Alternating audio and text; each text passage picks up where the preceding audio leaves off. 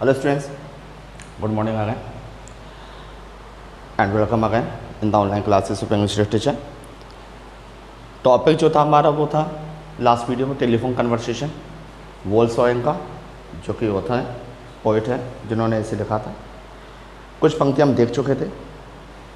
हमने कल long gold rolled cigarette holder pipe यहाँ तक देख ली थी।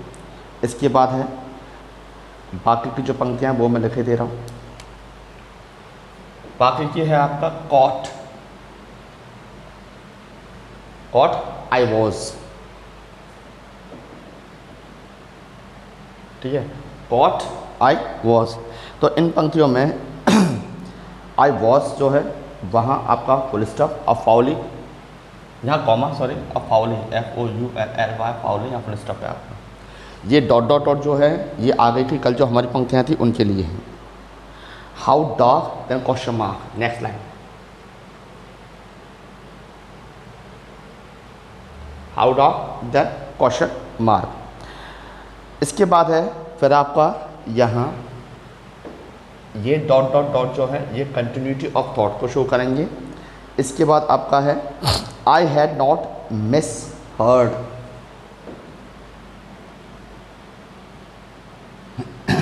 आई हैड नॉट मिस हर्ड।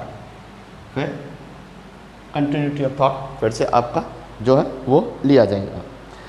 फिर इसके बाद है आर यू लाइट, यही है आपका are you light, are you light. Complexion के लिए कलर के लिए यहाँ बातें की जा रही हैं आर यू लाइट से, ठीक है। After that are you light के बाद में है और वेरी डार्क। देखिए ये सारे सब कैपिटल हैं, मैं कैपिटल ले लेता हूँ।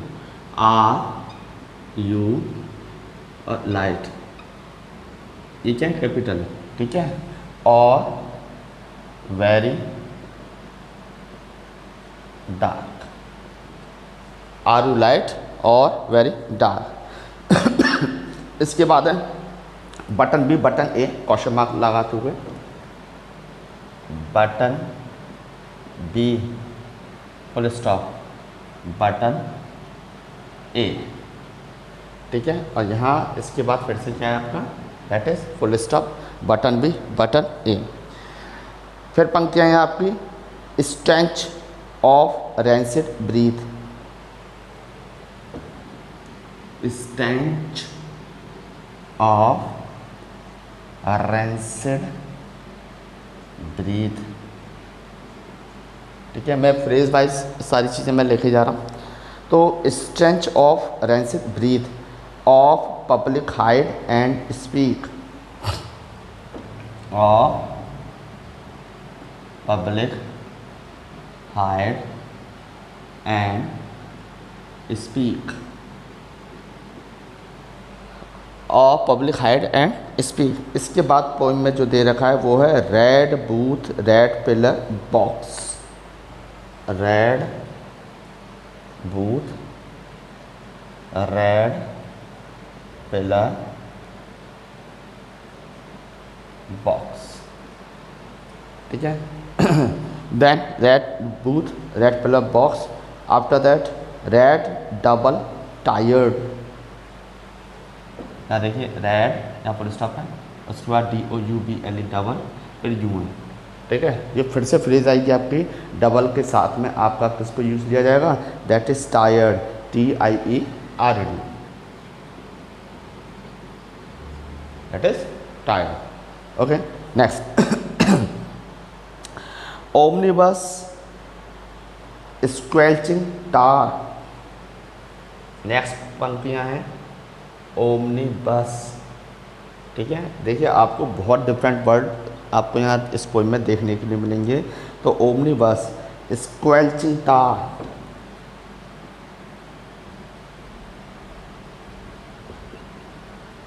ठीक है, ओमनिबस स्क्वेल्चिंग टार। इसके बाद है it was real, comma full stop लगा के इट वॉज रियल और यहाँ एक्सक्लेमेशन है, ठीक है। आफ्टर दैट अभी हम इनको डिस्कस करेंगे, पहले लिख लेते हैं। After that shamed by ill mannered silence, shamed यहाँ है आपका, फिर है by ill manner silence. It was real shamed by ill manner silence. फिर इसके बाद है सरेंडर, या कॉमा या F1, देन सरेंडर। ठीक है, अब हम नेक्स्ट लाइन पाएंगे सरेंडर के बाद में। सरेंडर पर ये आपकी जो लाइन है ये कंप्लीट होती है। पोस्टेड डम फाउंडेड टू बैग, पोस्ट डम फाउंडेड, ठीक है, पोस्ट डम फाउंडेड। फिर है टू बैग सिंप्लीफिकेशन,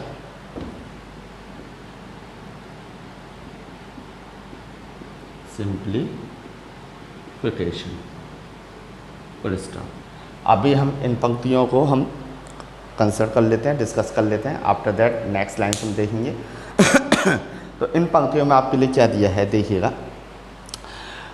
कॉट, कल का तो आपको पता ही होगा जो पोएम में आइडिया है क्या था, किस तरह से डिस्कशन चल रहा था कन्वर्सेशन फोन पे। जो प्रोस्पेक्टेड आपका एक टीनेंट है, किराएदार है, उसका चल रहा था एक इंग्लिश लेडी से जो कि अपना घर क्या है रेंट पे देने जा रही है। तो कॉम्प्लेक्शन को लेकर के कुछ बातें चल रही थी। तो पंक्तियां हैं आपकी जो आज कंटिन्यू हो रही हैं, वो हैं कॉट आई वाज फाउली। फाउली देखिए FOULLY, ये यहाँ एडवर्ब बना दिया गया है। फाउली क्या होगा आपका, मैं यहाँ ये फाउली है, ठीक है। फाउली का मतलब क्या होगा अब आप देखोगे तो यहाँ एक वर्ड आपको दिखाई देगा FOUL। फाउल यानी होता भद्दा, ठीक है, गंदा।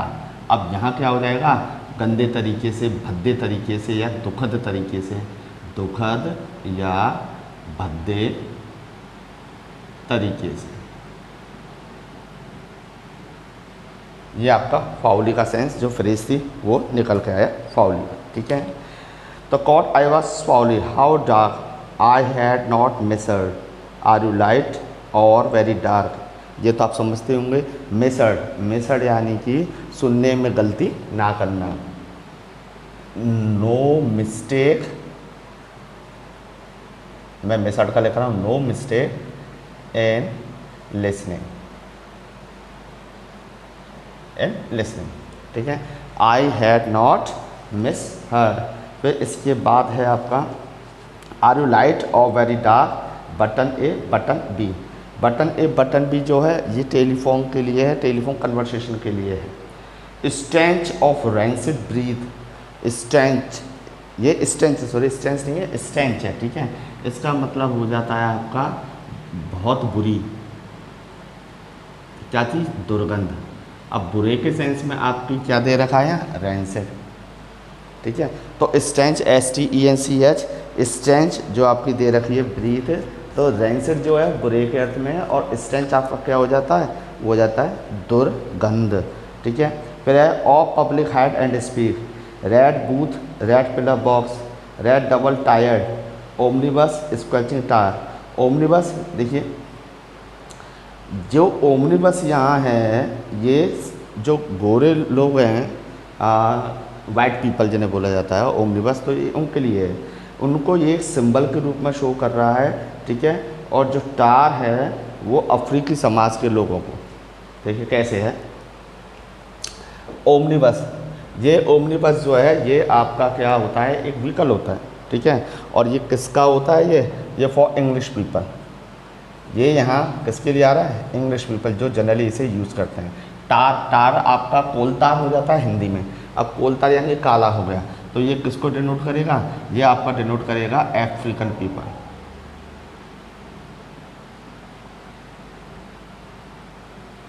किसको, अफ्रीकन पीपल को, ठीक है। और स्क्वेल्चिंग, देखिए स्क्वेल्च आपकी एक चीख या साउंड के लिए आता है, तो स्क्वेल्चिंग जो है वो हम ले लेंगे कहीं की चट चट की आवाज़ जो बोलते हैं उसे, चट चट साउंड, चट चट की आवाज़ है, उसके लिए हम इसको स्क्वेल्चिंग को हम यूज़ ले लेंगे। फिर है इट वॉज रियल, आगे है रियल का तो अर्थ आपको पता ही है, शेम्ड यानी शर्मिंदा होना हो गया, by ill mannered silence, ill mannered यानी कि बुरे तरीके से या फिर एक गंदे तौर तरीके से। सरेंडर का तो पता ही होगा, पोस्ट डम्फाउंडेड, डम्फाउंडेड का मतलब हो जाता है बिल्कुल शांत सा, शिथिल सा, ठीक है। देखिए डम्फाउंडेड यानी कि एक तरह से जब आश्चर्यचकित होते हैं उस स्थिति में जब साइलेंस हो जाती है तब उसके लिए हम डम्फाउंडेड जो है वो यूज़ लेते हैं। और सिंप्लीफिकेशन सिंपल से बना यानी कि सरल तरीके से। आप चाहें तो मैं लिख देता हूँ, इसके लिए हिंदी में आप शब्द लिख लीजिए अवाक रह जाना, अवाक होना, ठीक है। और सिंप्लीफिकेशन का मतलब आपने इन सिंपल वे, साधारण तरीके से, ठीक है ना। तो अब जब पोइट है वो किन बातों को करते हुए यहाँ, तो वो देखिएगा कभी क्या कह रहा है। यदि मैं एक्सप्लेन करने बैठूँ लाइनों को तो मैं तो यही कहूँगा, पहले शुरू की पंक्तियाँ लेंगे कि दूरभाष पे यानी कि टेलीफोन पर कन्वर्सेशन चल रहा है, एक अंग्रेज़ मकान मालिक है और उसके बाद एक नाइजीरियन, एक अफ्रीकन व्यक्ति है जो कि किराए पर मकान लेना चाहता है। दोनों के बीच में वो है कन्वर्सेशन, दोनों पे डिस्कस करते हैं एक संभावित किराए को लेकर के। किराए की राशि जो है, जो कल हमने देखा था कि किराया जो है वो उन्हें सेटिस्फाई लगता है यानी सूटेबल है। मकान के बारे में ये है कि मकान की स्थिति ना तो ज़्यादा बेटर है ना ज़्यादा बुरी। मकान मालिक जो है वो एक ही बात को बोलती है कि वो इस बिल्डिंग से काफ़ी दूर रहती है, ठीक है। और दोनों तरफ से एक आत्मा के द्वारा, स्वयं के द्वारा स्वीकारोक्ति के जो भाव थे वो नज़र आ जाते हैं, ठीक है। फिर वो कहता है कि मैं बेकार में तो आना नहीं चाहूँगा, आपको जो भी पूछना है वो आप यहीं बैठकर पूछ सकती हैं, फ़ोन पर पूछ सकती हैं कि मैं आऊँ और फिर मुझे वो रेंट पर घर ना मिले, ठीक है। फिर उसके बाद वो जो भी यहाँ बॉन्ड हैं, जो भी टर्म्स हैं, जो भी कंडीशंस हैं वो यहीं डिस्कस कर लेना चाहता है फ़ोन पे अपने उस लैंडलॉर्ड के साथ में। फिर वो बताता है कि वो एक अफ्रीकन है, अफ्रीकन सुन करके मकान मालिक जो है शांत हो जाती है। फिर अब वो थोड़ी एक चिकनी चुपड़ी बातों को करते हुए फिर वो बोलने लगती है, ठीक है। और वो अपने हाथों में एक सिगरेट होल्डर को पकड़ी हुई थी जो कि गोल्डन था, ठीक। फिर उसके बाद कॉट आई वाज फॉली, कल तक तो यहाँ तक था, इसके बाद हम डिस्कस कर रहे हैं अब caught I was foully. Caught caught का मतलब है यहाँ जकड़े हुए। कॉट जो दे रखा है आपका, कॉट का मतलब यहाँ हो जाएगा आपका जकड़े हुए, यानी कि अचानक से किसी की पकड़ से में आ जाना, तो ये कॉट का मतलब हो गया।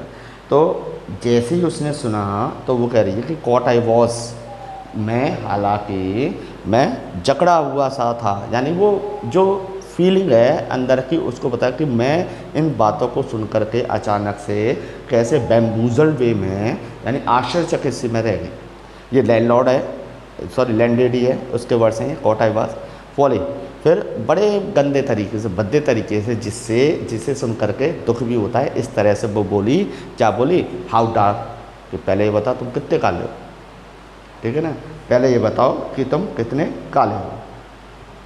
अब आगे जो डॉट डॉट है ना वो इस जो डार्क कलर है इसको आगे एक्सपेंड करते हुए है, यानी कि इस क्वेश्चन को आगे एक्सपेंड करते हुए फिर वो कहती है आई हैड नॉट मिस हर्ड, मैंने कोई सुनने में किसी तरह से कोई गलती नहीं की है। आर यू लाइट, देखिए यहाँ दिया है आपका आर यू लाइट, लाइट जो आपका आ रहा है ना ये लाइट, ये भी कॉम्प्लेक्शन के लिए आ रहा है कि तुम हल्के काले हो और वेरी डार्क, या फिर ज़्यादा काले हो, तुम हल्के काले हो या फिर और ज़्यादा काले हो, ठीक है। तो ये क्वेश्चन उसने उससे पूछा था, ठीक। बटन भी बटन है, अब ये क्या है, बटन भी बटन है, बटन भी बटन ए का मतलब हो गया कि वो वहाँ अपने उन बटन को दबाने की बात कर रहे हैं कि आप अपने ये बताएं, बटन भी यानी कि वेरी डार्क हो, बटन ए या फिर तुम लाइट हो। तो ऑप्शन एक यहाँ दे दिया है, ठीक है। उसके बाद बात की जा रही है स्टेंच ऑफ रेंसिड ब्रीथ और पब्लिक हाइड। अब लैंडलेडी जो है वो ये पूछती है कि क्या तुम्हारी स्टेंच ऑफ रेंसिड ब्रीथ, तुम्हारी सांसों में बुरी सी गंध आती है क्या, क्या तुम्हारी सांसों में बदबू सी आती है क्या, ये लैंडलेडी पूछती है, ठीक है। और पब्लिक हाइडेड स्पीच, तुम अपनी इस बदबू के कारण से हाइड, पब्लिक में छुपे हुए रहते हो, या फिर बदबू नहीं आती है तो तुम ज़्यादा बोलने के आदी हो। तो इस तरह से वो जो लैंडलेडी है वो बातें करती है, वो पूछती है। ठीक है, आगे की जो पंक्ति हैं उनमें वो जो मकान मालकिन है, जो अंग्रेज़ है, लैंड लेडी है, वो बोलती है red booth red pillar box. ठीक है, अब वो पूछ रही है कि क्या तुम रेड बूथ को यूज़ लेते हो या फिर रेड पिलर बॉक्स को यूज़ लेते हो। रेड डबल टायर्ड, क्या तुम रेड डबल टायर्ड अपने साथ में दो, ये टायर्ड जो लिखा हुआ है ना, ये आपका रेड डबल टायर्ड एक तरह से we can say that is in tier, हम इसे टीयर ले सकते हैं, टीयर। ठीक है, टीयर। तो हम यहाँ बोलेंगे कि रेड डबल टायर्ड ओमनी बस, क्या तुम ओमनी बस को यूज़ लेते हो जो कि आपकी डबल डेकर बस के समान है। क्या स्क्वेल्चिंग टार, जब तुम उस बस को यूज़ लेते हो जो अंग्रेज़ लोगों के द्वारा यूज़ ली जाती है, निग्रोस के द्वारा यूज़ ली जाती है, तो स्क्वेल्चिंग टार, क्या अफ्रीकन लोग जब इस तरह की बस में बैठते हैं तो बैठते समय क्या वो चट चट कैसी साउंड करते हैं, क्या इस तरह का तुम साउंड करते हो। इट वॉज रियल, अब आगे कहा है इट वॉज रियल, यानी कि ये सब कुछ क्या है, बिल्कुल सही है। शेम्ड बाय इल मैनर्ड, अब जो आपका टीनेंट है वो क्या हो जाता है, शेम्ड। ठीक है, उसे शर्मिंदगी सी महसूस होती है क्योंकि इल मैनर्ड वे में उसके साथ बातें की गई हैं।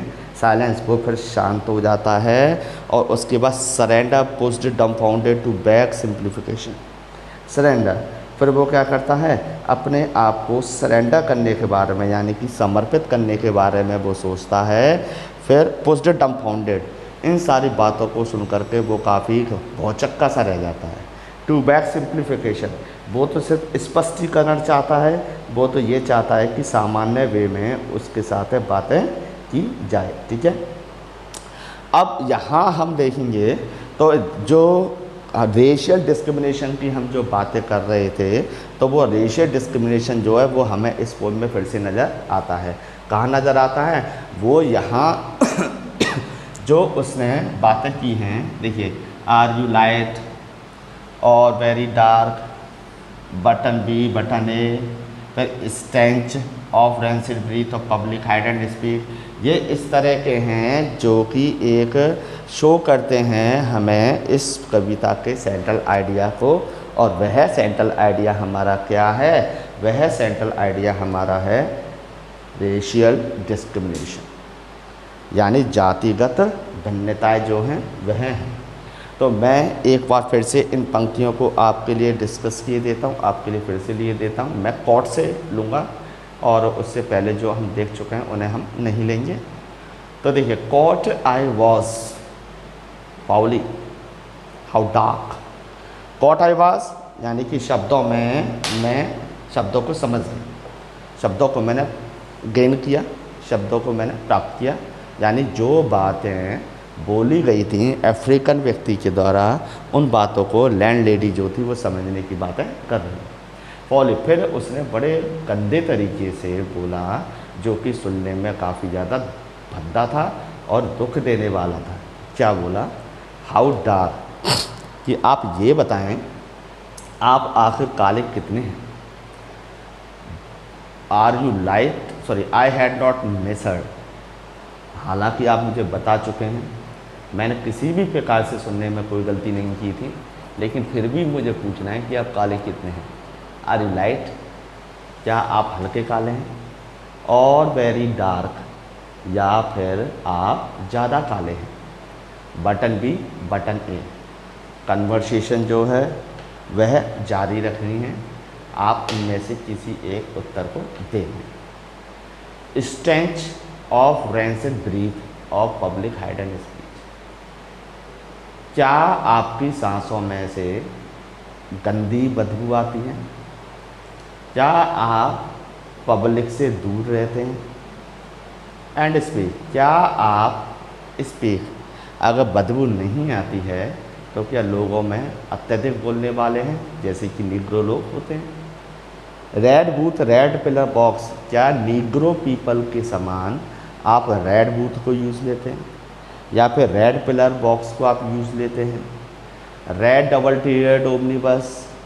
क्या आप जिस तरह से अंग्रेज़ों का ओमनीबस यूज़ लेना होता है और अब वह निग्रो लोगों के द्वारा भी यूज़ ली जा रही है, तो क्या आप उसी तरह की रेड डबल टीयर्ड ओमनीबस को आप यूज़ लेते हैं? क्या उसमें बैठते हैं? स्क्वेल्चिंग टार, क्या बैठ करके आप और निग्रो लोगों के समान चट चट की आवाज़ यानी कि अपने मुंह से आवाज़ें निकालते रहते हैं? It was real. ये बिल्कुल वास्तविक है कि आप एक अफ्रीकन शेम्ड, अब इस चीज़ को सुन करके शेम्ड जो एक आपका टीनेंट है वो थोड़ा शर्मिंदगी फील करता है। बाय इलमेनड, वह लैंड लेडी के इस इलमेनड के कारण से काफ़ी दुखी होता है। साइलेंस, फिर दोनों ओर आपका साइलेंस यानी शांति सी हो जाती है। सरेंडर, फिर वह निग्रो जो है यानी कि जो टीनेंट है वह सोचता है कि इन बातों को मैं अब लैंड लेडी के ऊपर ही छोड़ दूँ। पुश्ड डम्फाउंडेड टू बैग, वह सोचता है, वह पहले तो डम्फाउंडेड यानी अवाक हो जाता है, शांत हो जाता है। पुश टू बैग सिंप्लीफिकेशन, फिर वो सोचता है कि क्यों ना मैं प्रार्थना करूं इस लैंड लेडी से सिंप्लीफिकेशन की, अपने तौर तरीक़ों में वह सिंप्लीफिकेशन को यानी एक सिंपल वे को प्रयोग में ले। तो स्टूडेंट्स, इस तरह से आपकी ये एक्सप्लेनेशन थी जो मैंने आपके सामने रखी और कुछ कल मैं क्लियर आपके लिए कर चुका था। तो आप फिर से वही कहूँगा कि वीडियो पॉज करें, वीडियो पॉज करने के बाद में आप इन सारे वर्ड मीनिंग को लिखें। आप अपनी नोटबुक में सारी वर्ड मीनिंग जो फ्रेजेस की लिखाई हैं वो सारी की सारी लिखें, ठीक है। और समझाने की मैंने पूरी कोशिश की है। आप वीडियो को बार बार रिपीट करके देखते रहें जिससे कि आपको सारे की सारी चीज़ें क्लियर हो जाएंगी। ये पोएम आपकी लंबी है, लेंदी है, लॉन्ग है, तो इसलिए इसको पार्ट्स में ले करके चलना पड़ रहा है, ठीक है। बाकी की तो सिंपल हैं, सारी की छोटी छोटी हैं। तो यहाँ आप फ्रेजेस पे ज़्यादा ध्यान दें, जो फ्रेजेस यहाँ यूज़ हुई हैं, और कई चीज़ें जो हैं वो आपके लिए नई नज़र आ रही होंगी, नए वर्ड नज़र आ रहे होंगे, तो आप उन्हें अपनी नोटबुक में राइट डाउन कर लें, ओके। बाकी का नेक्स्ट पार्ट जो है हम स्टूडेंट्स, नेक्स्ट पार्ट जो है हम नेक्स्ट वीडियो में लेंगे अपनी, ठीक। क्योंकि एक जो मेन आइडिया है वो हमारा यहाँ तक इस पार्ट में जो है प्रेजेंट हो जाता है। आगे के पार्ट में जो डिस्कशन होगा दोनों के बीच में वो ये होगा कि सिंप्लीफिकेशन की बात की है तो वो सिंपल वे में जो डिस्कशन चलेगा वो ये चलेगा कि आपका जो टीनेंट है, जो किराएदार है, वो एक ही बात कहेगा कि मैं कितना काला हूँ, मेरे में से बदबू आती है या नहीं आती। आप क्यों ना खुदा करके देख लें, आप एक बार खुदा करके मुझसे मिल लें और मुझसे देख लें कि मैं कितना काला हूँ या कितना नहीं। तो इस तरह का डिस्कशन जो है वो आगे के पार्ट में आपका कंटिन्यू होगा, ठीक है। टिल देन आप इन सारे फ्रेजेस को अपनी नोटबुक में लिख लें, ओके। Bye students.